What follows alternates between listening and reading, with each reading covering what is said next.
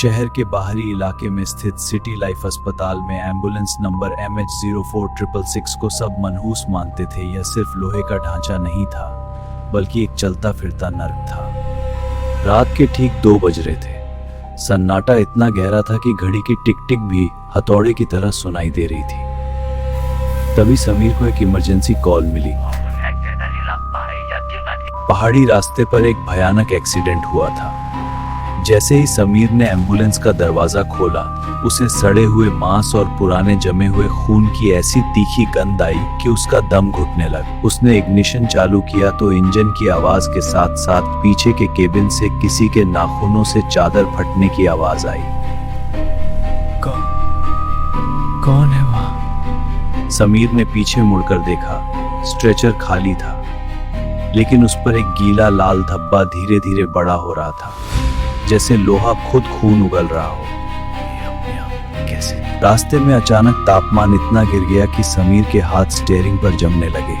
Dashboard पर रखी भगवान की मूर्ति अचानक बीच से टूट गई और उसका चेहरा काला पड़ गया। हे भगवान, ये क्या हो रहा है?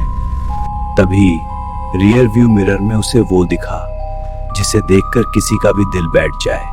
ये यहाँ कैसे? स्ट्रेचर पर वो बूढ़ी औरत बैठी थी। उसकी चमड़ी पूरी तरह से झुलसी हुई थी, मांस लटक रहा था और उसकी आंखों की जगह सिर्फ 2 गहरे काले गड्ढे थे। वो समीर की ओर एक कटी हुई उंगली से इशारा कर रही थी। नहीं, ये सच नहीं हो सकता। समीर ने पीछे मुड़कर देखा तो वहां कोई नहीं था, लेकिन जब वापस सामने देखा तो वो औरत सड़क के बीचों बीच खड़ी थी। उसका जबड़ा इतना नीचे गिरा हुआ था कि छाती को छू रहा था। समीर ने जोर से ब्रेक मारा। टायर सड़क पर रगड़ने लगे, लेकिन एम्बुलेंस रुकी नहीं। सायरन अपने आप बज उठा, पर ये सायरन की आवाज नहीं थी। ये हजारों तड़पते हुए मरीजों की आखिरी चीख थी, जो एक साथ थी। सायरन की हर गूंज के साथ एम्बुलेंस की अंदरूनी दीवारें धड़कने लगी, जैसे वे लोहे की नहीं, बल्कि जिंदा मांस की बनी हो। ये एम्बुलेंस नहीं है, ये जिंदा है। समीर ने कंट्रोल रूम को फोन लगाने की कोशिश की, लेकिन रेडियो से सिर्फ एक फटी हुई भारी आवाज आई।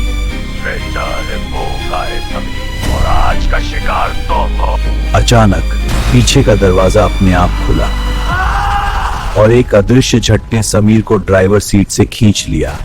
उसे हवा में लहराते हुए पीछे स्ट्रेचर पर पटक दिया गया। जैसे ही वह स्ट्रेचर पर गिरा, लोहे की जंग लगी पट्टियां अपने आप उसकी कलाई और टखनों को जकड़ने लगी। वे इतनी टाइट थीं कि समीर की हड्डियों के चटकने की आवाज गूंज उठी।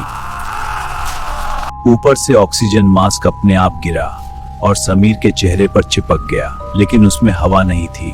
मास्क से उबलता हुआ काला कोलतार निकलने लगा, जो उसके मुंह और गले के अंदर भरने लगा। वह चिल्लाना चाहता था, लेकिन उसका गला अंदर से जलकर राख हो चुका था।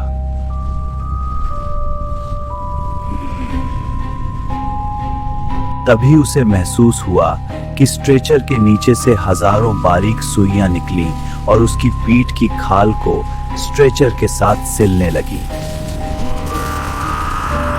वह बूढ़ी औरत अब उसके ठीक ऊपर झुकी हुई थी। उसके मुंह से सड़ा हुआ खून समीर के चेहरे पर टपक रहा था। एम्बुलेंस में तुम्हारा नाम सायरन की आवाज पर गूंजेगा।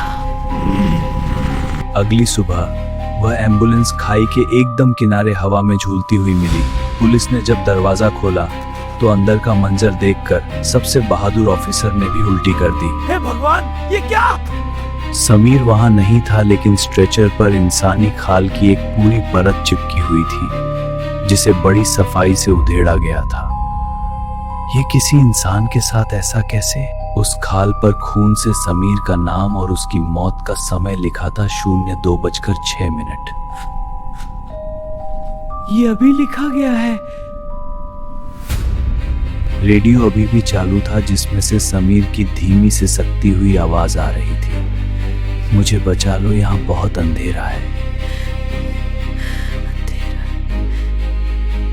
आज भी अगर उस पहाड़ी रास्ते पर रात को कोई गुजरता है तो उसे दूर से एक सायरन सुनाई देता है। लोग कहते हैं कि वो एम्बुलेंस आज भी वही है। अगर आप अकेले हैं और पीछे से एम्बुलेंस की आवाज आए तो मुड़कर मत देखना। हो सकता है समीर आपको अपना स्ट्रेचर दिखाने आ रहा हो।